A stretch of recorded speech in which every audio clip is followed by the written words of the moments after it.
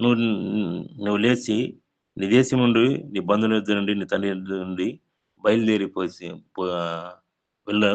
నేను నీకు చూపించే ప్రదేశానికి వెళ్ళు. 12వ అధ్యాయంలో దేవుడు చెప్పినాడు. తర్వాత అక్కడి నుండి బయలుదేరి వెళ్తా వచ్చినాడు. తర్వాత రెండోదిగా 13వ అధ్యాయంలోకి వచ్చాక మరి ఆయన ఆహ్, బలిపీఠం కడతా వచ్చినాడు. మరి తర్వాత 14 14వ అధ్యాయంలో మరి ఆయన 14, 15 అధ్యాయంలో దేవుడు దీని యొక్క వాక్యము అబ్రాహాం దగ్గరికొచ్చింది. ఇయన్నీ వాగ్దానంతో కూడినటువంటిదే. కనుక తర్వాత 16 అధ్యాయంలోకొచ్చినాక ఆహ్, అబ్రాహాం తప్పిపోయాడు. ఎందుకంటే అబ్రాహాంకు సంతానం లేదు. అయితే దేవుడేమో ఆహ్, నీ నీవు నీ యొక్క వంశమును ఇస్కరీను వల్లే చేస్తా అన్నాడు. రమారమి 99 సంవత్సరాలు అబ్రాహాంకొచ్చినాయి. ఇంకా నాకెక్కడ పిల్లలు పుడతారు? అనే అనే అవిశ్వాసము అబ్రాహాం హృదయంలోకొచ్చింది. ఆ అవిశ్వాసము శారమ్మ హృదయంలోకొచ్చింది. కనుక అలాంటి పరిస్థితుల్లో మరి 16 అధ్యాయంలో తప్పిపోతూ వచ్చినాడు. తర్వాత ఆహ్, 17 అధ్యాయంలో దేవుడు మాట్లాడుతూ వచ్చినాడు. నేను సర్వశక్తి గల దేవుడును. నా సన్నిధిలో నింద్యారహితంగా నడుస్తూ ఉండాల. ఫస్టు అబ్రహాం పేరు అబ్రం. తర్వాత దేవుడు మరి దర్శించి వాగ్దానం చేసినప్పుడు ఆహ్, నీ పేరు అబ్రాం అనబడదు. అబ్రహాం అనబడును. అప్పుడు శారమ్మ పేరు ఏం పేరంటే శారాయి. సారాయి. మనుషులు సేవించే అది పలకడానికి బాగోలేదు గానీ సారాయి. కనుక తర్వాత శారా. దేవుడు ఏ పేరు పెట్టినా ఆశీర్వదించబడ్డట్లుగా ఉంటది. కనుక ఈ 17వ అధ్యాయంలో అది. 18వ అధ్యాయంలో ఏమిటంటే ఆహ్, మరి వాగ్దానం చేసినటువంటి మాట. నేను 12 అధ్యాయంలో 15 అధ్యాయం రెండో వచనంలో మాట్లాడతాడు. నాకెంతిచ్చినా ఎందుకు ప్రభువా? నేను సంతానం లేని వాడనే అనేది అబ్రాహాం మనసులో ఉంటా ఉంది. నేనెంతిచ్చినా నాకెంత ఆస్తున్నా నా ఇంటికి పెద్ద దాసుడైన ఎలియాజరే గదా! అంటే కాదు, కాదు. నీ ఇంటికి వారసుడు ఎలియాజరు గాదు. ఎందుకంటే నీకు పుట్టినవాడే నీకు వారసుడు. ఇదొక వాగ్దానంతో కూడినటువంటి మాట.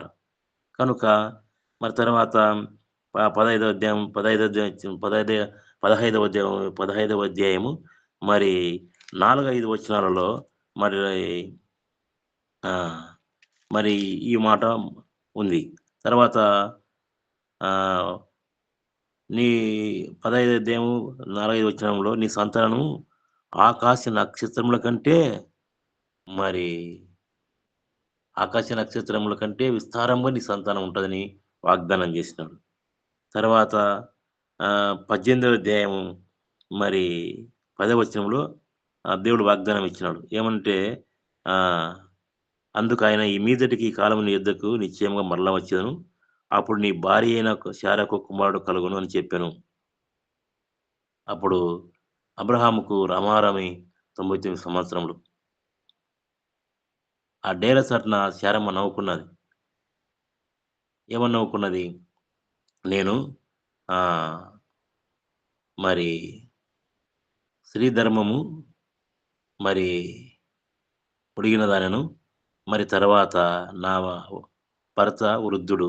నాకు పిల్లలు కనందునా అని చెప్పి నయింది.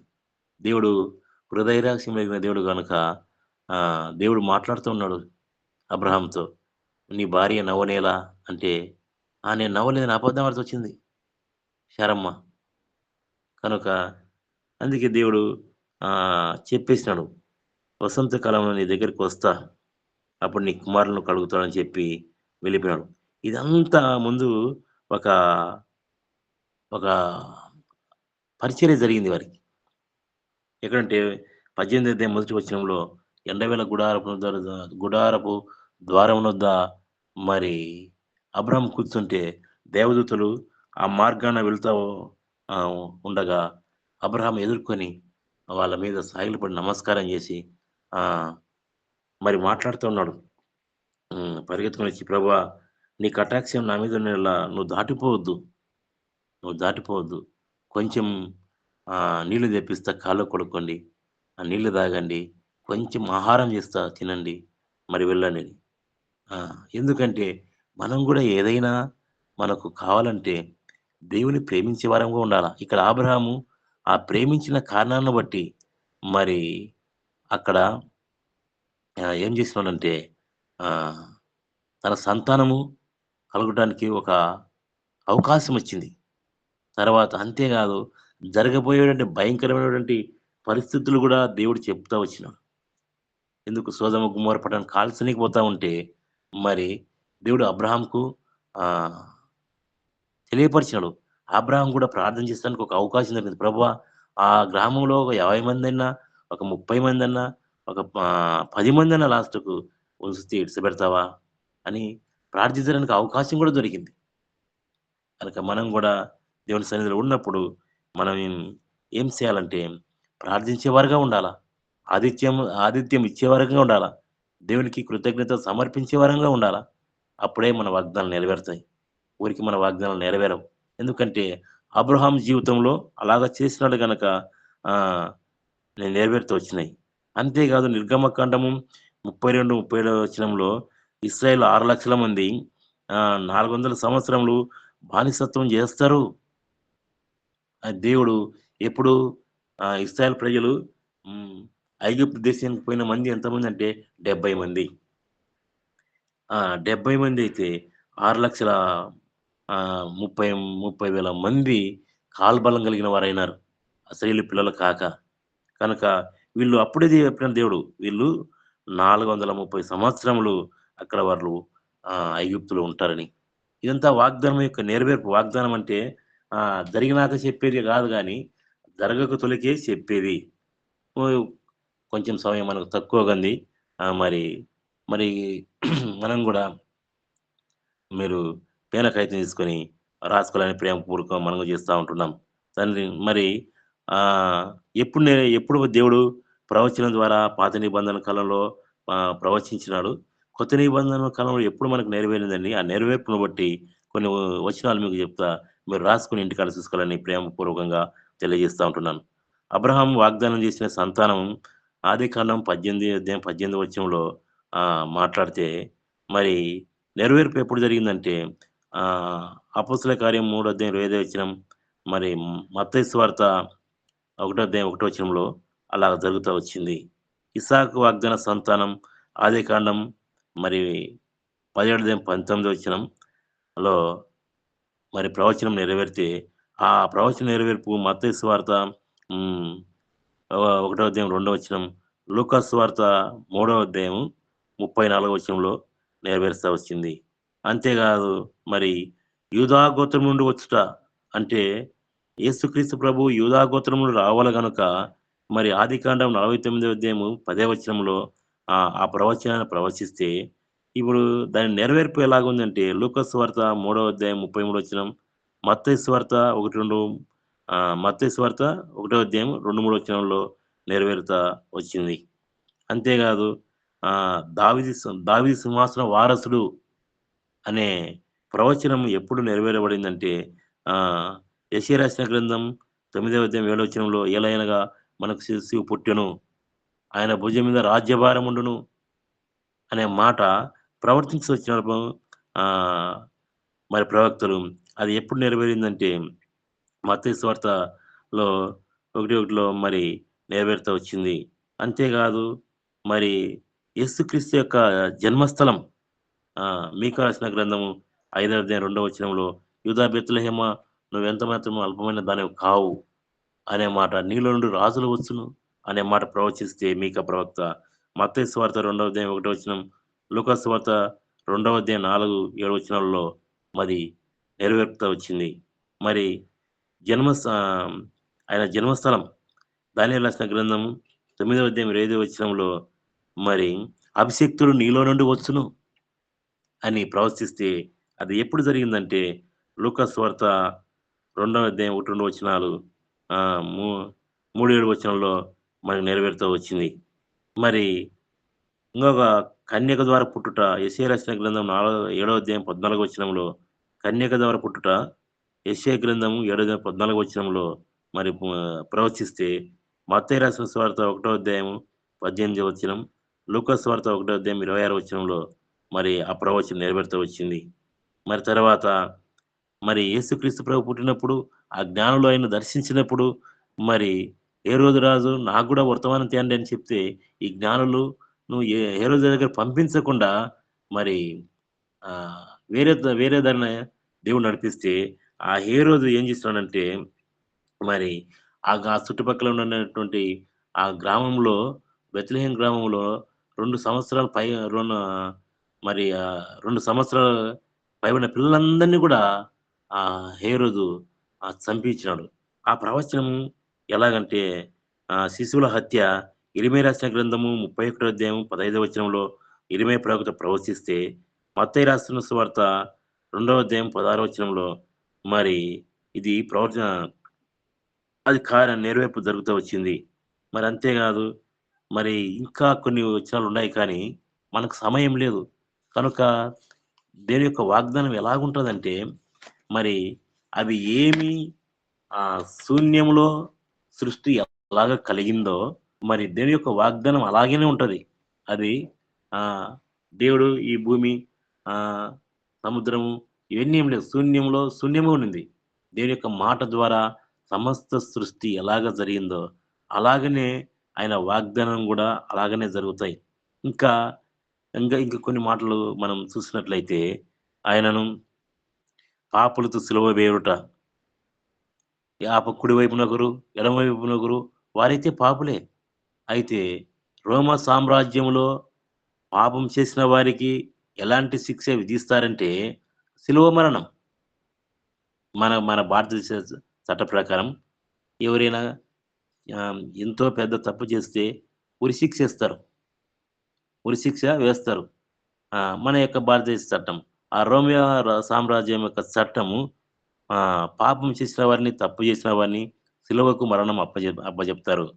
అది యొక్క వారి యొక్క దేశ చట్టము. ఇది మన దేశ చట్టము.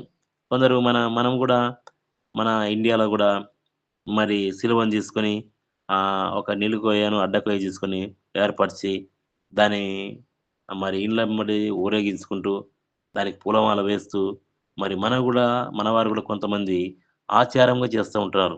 ఒకవేళ నీ కుమారుడు ఉరిశిక్ష ఉరితాడుకు వేసి చనిపోతే, ఆ చనిపోయిన దినమున ఆ ఉరితాడు కొయ్యకు పట్టుకొని, మరి దాన్ని నువ్వు ఊరేగించగలవా? గమనించాలా ప్రియులారా! కనుక మనం గమనించాలా. మరి మనం గూడా అజ్ఞానంలో ఉన్నామా? జ్ఞానం కలిగి మరి ప్రవర్తిస్తున్నామా అనేది మనకు తెలియడం లేదు. ఎందుకంటే మనకు తెలియకుండాంటే మన ప్రవక్తలు సిలువ అంటే ఎలాంటిదంటే అది ఒక నమూనా చూపించారు. అంతేగాని దాన్ని తీసుకొని దాన్ని ఘనపరచాలని కాదు. కనుక ఆ పాపులతో సిలువ వేయబడుట యెషయా రాసిన గ్రంథము 53వ అధ్యాయం 12వ వచనంలో మరి ప్రవచిస్తే, మత్తయి రాసిన సువార్త 27వ అధ్యాయం 38వ వచనంలో అది కార్యం జరుగుతా వచ్చింది.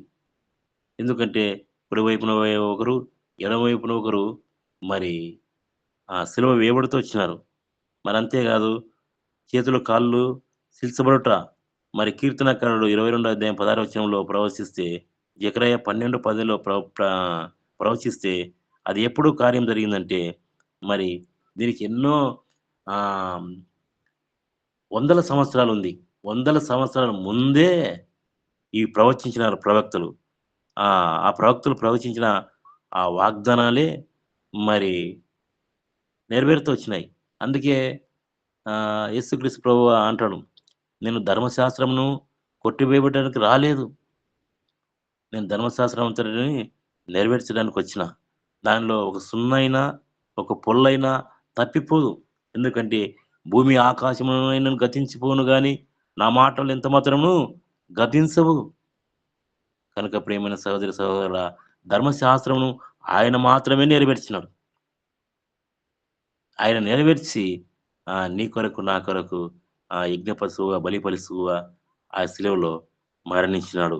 కనుక ఇంకా అంతేకాదు మరి ఆయనకు చేదు తీర్పునిచ్చేది మరి కీర్తనలు రాసిన గ్రంథము 69 21లో అది ప్రవచిస్తే కీర్తనకారుడు మరి అది నెరవేర్పు యోహాను సువార్త 19వ అధ్యాయం 29 వచనంలో ఆయనకు చేదు చిరకను తగిలించారు.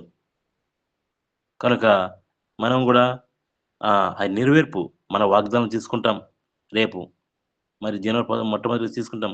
ఆ వాగ్దానం తీసుకున్న తర్వాత అది ఆ సంవత్సరమే జరగొచ్చు.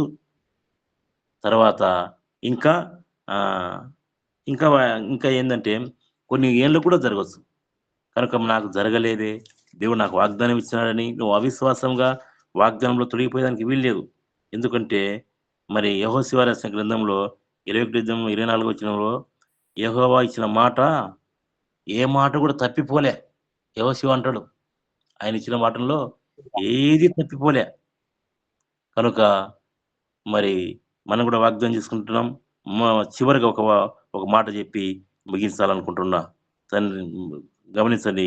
ఎఫెసీ రాసిన పత్రిక 3వ అధ్యాయం 6వ వచనంలో అన్యజనులకు సువార్త ఉన్న వాగ్దానం మనం ప్రకటిస్తా ఉన్నాం. అన్యజనులకు సువార్త. ఆ వాగ్దానములను మనము స్వతంత్రించుకునే వారంగా ఉండాల. ఈ అన్యజనులకు సువార్త ప్రకటిస్తే ఆహ్, మనకు నేను చెప్పబోయే మాటేమిటంటే, అన్యజనులకు సువార్త ప్రకటిస్తే, అది నీకు ఎలాంటి మేలు కలుగుతుందంటే, అన్యజనులకు సువార్త ప్రకటించబడినటువంటి వారికి గొప్ప మేలుంది. చూసారా?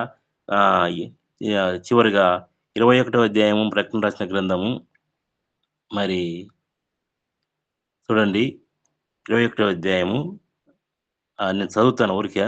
దాని గురించి వివరించను. మీరు ఇంటికాడ పోయి మళ్ళా చదువుకోవాలని ప్రేమతో మనవి చేస్తా ఉంటున్నాను. మరియు అతడు ప్రాకారం కొలవగా అది మనిషిని కొలత చొప్పున మాట 44 మురలైనది. ఆ కొలత దేవదూత కొలతయే. ఆ పట్టణ ప్రాకారము సూర్యకాంతములతో కట్టబడును. ఆ పట్టణములు స్వచ్ఛమగు స్ఫటికముతో సమానమైన సువర్ణంగా ఉన్నది. ఆ పట్టణ ప్రాకారం పునాదులు అమూల్యమైన నానావిధ రత్నముతో అలంకరింపబడును.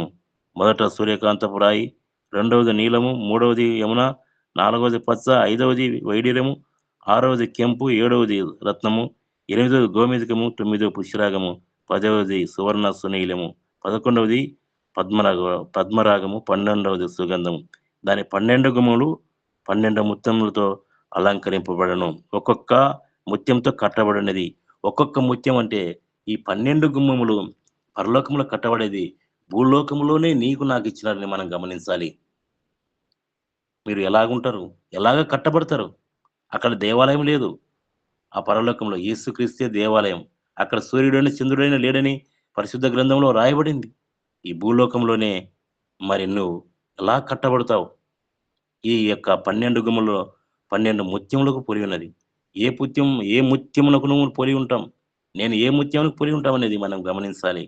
కనుక మనం మనం చేసే సువార్త అన్ని జనులకు సువార్త ప్రకటిస్తా ఉన్నాం.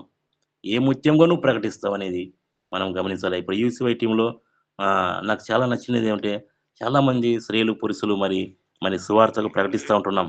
మంచిదే కానీ మన సువార్తలో మన సాక్ష్యం బాగుండాల. కనుక మనమందరం గూడా దేవుని రాజ్యాన్ని సిద్ధపరిచే దాని కొరకై భూమి మీదనే మనకు ఆయన ఈ 12 గుమ్మల ముత్యములతో కట్టబడాలని మరి దీని యొక్క వాక్యం తెలియజేస్తుంది. దేవుడు నాకు అవకాశం కల్పించిన యూసీ టీమ్‌కి నా హృదయపూర్వకమైనటువంటి వందనాలు. నాయనా మాకు ఎంతగానో బయలుపరిచి తండ్రి మా యొక్క హృదయాలు, మా యొక్క జీవితాలతో, మా కుటుంబాలతో మీరు మాట్లాడిన రీతిని బట్టి నీకు వేలాది స్తుతులు, స్తోత్రములు చెల్లించుకుంటున్నాను.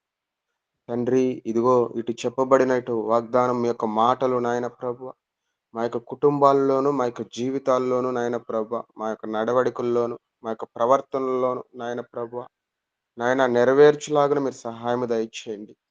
నాయన తండ్రి విన్న ప్రతి ఒక్క బిడ్డ నాయన తండ్రి హృదయంలో ఫలించాలి. నాయన మీరు సహాయము దయచేయండి. నాయన వాక్యం చెప్పిన దైవజన్ కూడా మీరు దీవించండి. వారి కుటుంబాన్ని కూడా ఆశీర్వదించండి. ఇక టీమ్‌లో ఉన్న ప్రతి ఒక్క బిడ్డను కూడా నాయన మీరు దర్శించి నాయన వారికి మారు మనసును దయచేసి ప్రభువా నీ కృపలో నాయన తండ్రి ఈ టీంను నడిపిస్తున్న నాయకులను కూడా జ్ఞాపకపరుచుకుని నాయన తండ్రి అత్యంతంగా ఆసక్తికరంగా నాయన ప్రభ ఉదయకాలము నాయన తండ్రి మీ యొక్క మాటలు మేము వినుటకు నాయన ప్రభ నాయన వినలేని ప్రతి ఒక్క బిడ్డను కూడా నాయన తండ్రి మీరు తీసుకురమ్మని యేసు నామములో ప్రార్థిస్తున్నాను. కనికరించండి, కనికరించండి. దేవా ఈ కొద్ది ప్రార్థనని మీరు దీవించి ఆశీర్వదించమని యేసు నామములో ప్రార్థించి అడిగి వేడుకొనుచున్నాను తండ్రి. ఆమేన్. ఆమేన్. ఆమేన్.